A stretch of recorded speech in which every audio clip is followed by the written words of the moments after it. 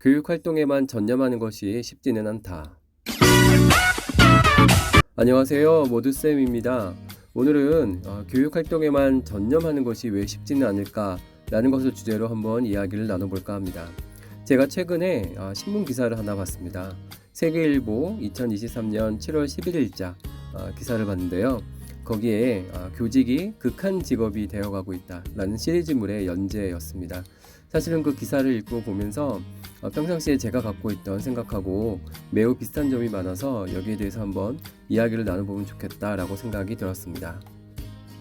여기서 나오는 그 설문조사는 모든 교사를 대상으로 한 것은 아니었고요. 고등학교 선생님들 한 800여 분에 대한 인터뷰를 교총에서 설문 분석을 한 것을 갖고 세계일보에서 이제 보도를 한 내용이었는데 여기에 있는 내용들이 공감이 되는 부분이 매우 많아서 같이 한번 나눠볼까 합니다.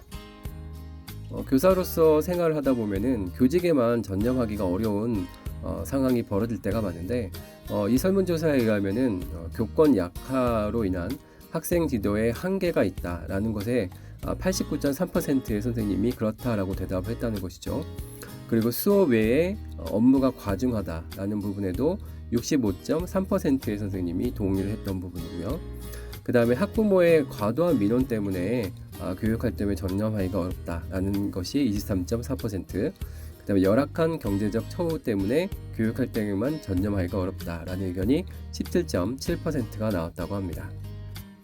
물론 여기에서 나온 내용들을 일반화하기는 어려운 부분이 분명히 존재할 것입니다. 왜냐하면 이 설문조사는 고등학교 선생님을 대상으로 한 것이지 초등학교 선생님을 대상으로 한 것은 아니기 때문이죠. 하지만 한 가지 생각해 봐야 할 것은 유초등, 고등학교를 다 포함해서 선생님에 대한 권위가 많이 약화되고 있다는 사실은 사실인 것 같고요. 이런 것들에 대한 어떤 그 설문조사의 결과로서 나온 것이기 때문에 한 번쯤 고민해보고 같이 나눠보면 좋겠다라는 생각이 들었습니다. 네, 여기에 나온 설문의 내용을 각각의 단계를 한번 살펴보면 먼저 교권 약화 때문에 학생 지도가 어렵다라는 부분인데요.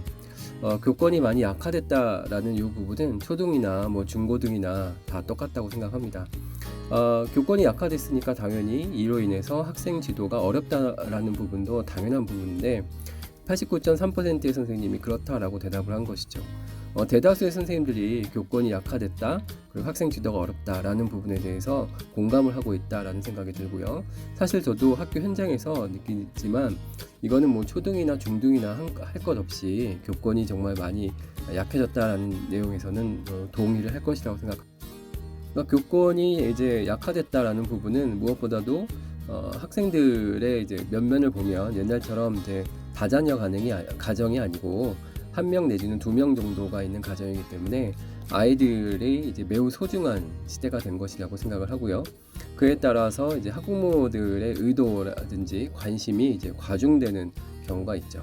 그렇기 때문에 학교에서 아이들을 이제 지도하고 싶어도 부모님께서 우리는 그만해주기 바랍니다. 우리 아이가 원하지 않는데 왜 이런 걸 시키십니까? 라고 얘기를 하면은 학교에서는 그걸 더 이상 밀어붙이기가 이제 어려운 부분이 있죠.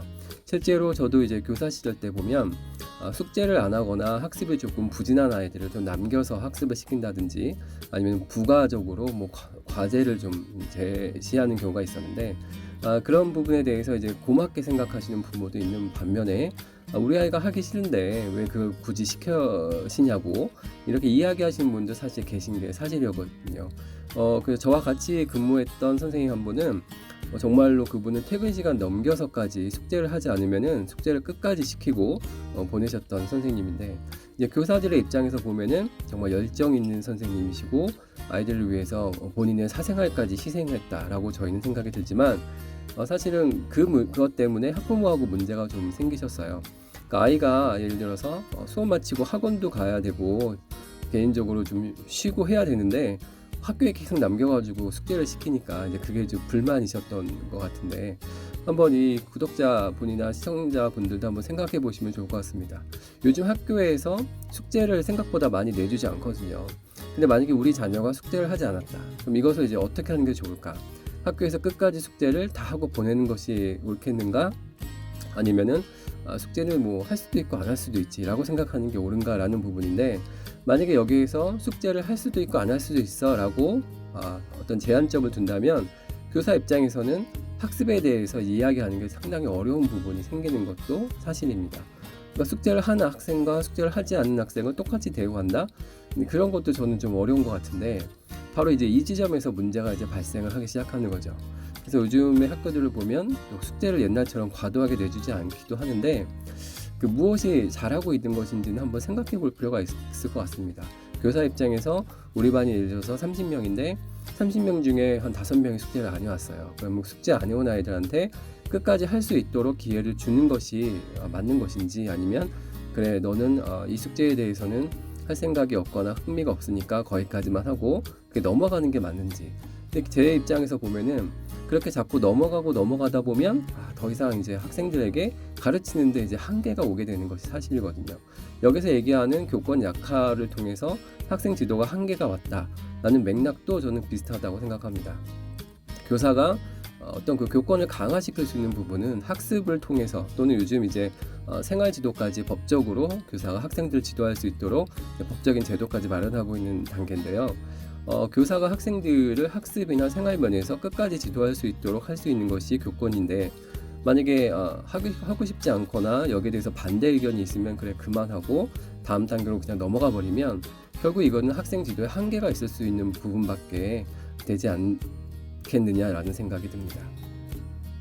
그 다음에는 수업 외의 업무 과중 때문에 교육활동에 전념하기가 어렵다라는 의견이 65.3%가 있었다고 하는데, 사실은 이제 교무분장을 하다 보면, 저희가 교감이니까 교감으로서 교무분장을 하다 보면 이것을 선생님이 하는 것이 맞는 일인지 아니면 행정실에서 좀 하는 것이 맞는 것인지 라고 좀 갈등이 드는 경우가 있습니다. 그럴 때 이제 과감하게 그럼 이건 행정실로 보내자, 뭐 업무를 보내자, 이건 뭐 이렇게 할 수가 있는데, 문제는 그 업무를 이제 행정실에서도 받기가 어려운 거죠. 왜냐면 여러 가지 상황을 생각하다 보면은 행정실 입장에서도 이 업무를 한번 받게 되면은 그게 선례가 돼서 또 다른 업무가 넘어올 수도 있다라는 부분 때문에 잘 받지 않으려고 하죠. 그렇기 때문에 교무실 쪽과 행정실 쪽의 어떤 업무로 인한 핑퐁 게임처럼 왔다 갔다 하는 경우가 상당히 많은 것이 또 현실입니다. 그렇기 때문에 교사 입장에서는 이거는 교사가 할 일이 아닌 것 같은데 어쩔 수 없이 하게 되고, 또 업무를 하다 보니까 당연히 수업에 집중할 수 없는 상황이 생기고, 이제 이런 부분들이 계속 이제 과중이 되는 부분이고요. 사실은 이제 코로나로 인해서 지난 3년 동안은 업무가 과중됐을 수도 있고, 또는 실제로 학생들이 활동하는 부분에 있어서는 하지 않아도 됐던 부분이 이제 코로나가 종료되면서 옛날에 했었던 업무들이 다시 살아나는 경우가 많이 있기 때문에 수업 외의 업무로 인한 과중에 대한 호소를 하는 경우는 점점 더 늘어날 거라고 생각을 하고요.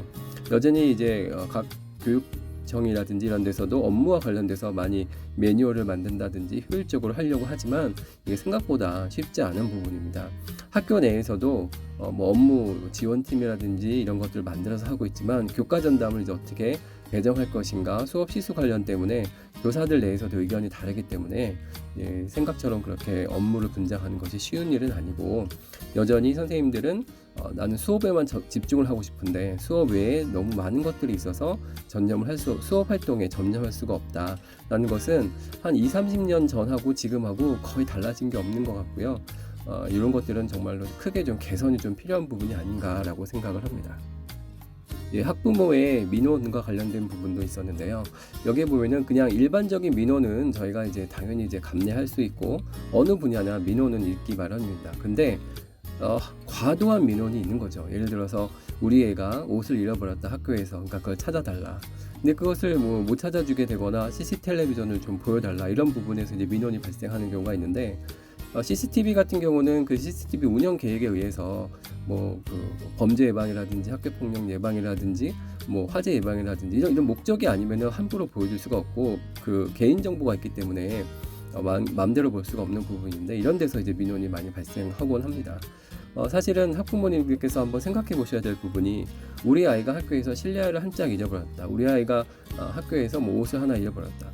그럼 그것을 과연 CCTV를 통해서 찾아주는 것이 맞는 것인지, 아니면 본인 자녀의 생활 지도를 먼저 한번 생각해 봐야 되는 것인지 한번 살펴볼 필요가 있다고 생각합니다. 물론 악의적이나 고의적으로 일부러 특정 아이의 그 물건을 없애거나 뭐 이런 아이가 있다 그러면 그거는 생활지로 찾아줘야 되긴 하겠지만, 그런 것들이 선생님 또는 교무실 쪽에 민원을 자꾸 넣어가지고 이게 해결이 과연 될 수 있는 부분인지 한번 생각해 볼 부분, 그리고 우리 자녀만 생각해 볼 부분이 아니고 다른 자녀들도 한번 생각해 봐야 되지 않겠나라는 생각도 들긴 합니다. 교직은 정년이 보장되니까 생각보다 견적 처우가 좋겠다고 생각하지만, 최근에 연금이 계속 개정되면서 젊은 선생님들 같은 경우는 연금에도 기댈 곳이었기 때문에 열악한 경제적 처우라고 하는 것이 틀린 말은 아닐 거라는 생각이 듭니다. 네, 선생님들이 교육 활동에만 전념할 수 있는 환경이 빨리 마련됐으면 좋겠다고 생각하고, 같이 한번 고민해보는 그런 시간이 되면 좋겠다고 생각했습니다. 제 영상이 조금이라도 도움이 되셨다면 구독과 좋아요 한번 눌러주시면 감사하겠습니다. 고맙습니다.